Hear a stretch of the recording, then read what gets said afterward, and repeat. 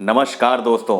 हिंदू वैदिक ज्योतिष में कुंडली में ग्रहों के चलते बनने वाले योग पर बहुत कुछ कहा गया है। ज्योतिष शास्त्र के अनुसार जब किसी की कुंडली में सभी 7 बड़े ग्रह सूर्य, चंद्रमा, बुध, शुक्र, बृहस्पति, शनि और मंगल छाया ग्रह जैसे राहु और केतु के बीच में आते हैं तो काल सर्प योग या वासुकी काल सर्प दोष का योग बनता है। ग्रहों के इस संयोजन के चलते व्यक्ति की कुंडली में काल सर्प योग बनता है, जिसे आमतौर पर बड़ा कष्टकारी कहा जाता है, क्योंकि इस योग के चलते इंसान बहुत सारी परेशानियों से गुजरता है। जन्म कुंडली में काल सर्प दोष के चलते इंसान के जीवन में प्रेम, धन, कैरियर, परिवार, विवाह और नौकरी में भी परेशानियां आती हैं और इंसान की जिंदगी में काफी नुकसान होता है। ज्योतिष शास्त्र कहता है कि काल सर्प दोष अपने समय काल में इंसान के हर पहलू पर प्रतिकूल प्रभाव डालता है। इतना ही नहीं, अगर किसी इंसान की कुंडली में ग्रह अनुकूल स्थिति में हो तो भी काल सर्प योग उसके सकारात्मक प्रभावों को समाप्त कर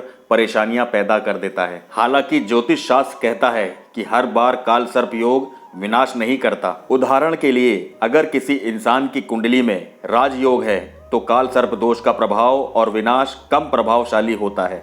ऐसे लोगों को काल सर्प योग होने के बावजूद जीवन में धन, दौलत और सफलता मिलती है। तो आइए जानते हैं कि काल सर्प दोष कितने प्रकार के होते हैं और उसके प्रभाव क्या क्या होते हैं।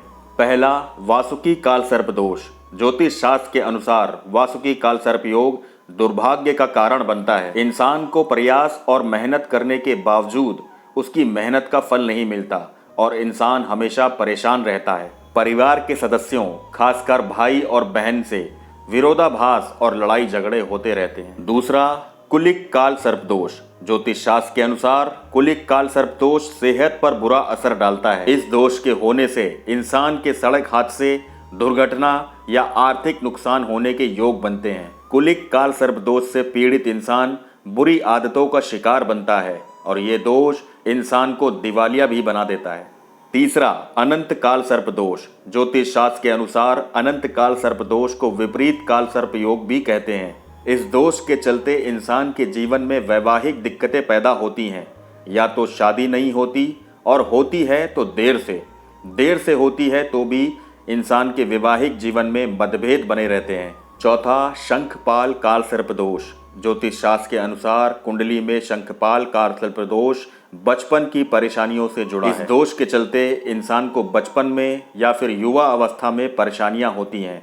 बचपन में बड़ी बीमारी या फिर बुरी संगति का इंसान शिकार हो जाता है। ऐसे लोग कम पढ़ने लिखने के कारण जिंदगी भर नौकरी और रोजगार के संकट से भी परेशान रहते हैं। पांचवा, पद्म काल सर्प दोष। ज्योतिष शास्त्र के अनुसार कुंडली में पद्म काल सर्प दोष का होना संतान को लेकर चिंता और भय से जुड़ा हुआ है। इस दोष के होने से इंसान को संतान पैदा करने में दिक्कत आती है। फिर उनकी पढ़ाई लिखाई और परवरिश को लेकर भी दिक्कतें आती हैं। आपसी रिश्तों में विवाद और असफलता भी इसी काल सर्प योग के चलते पैदा होती हैं।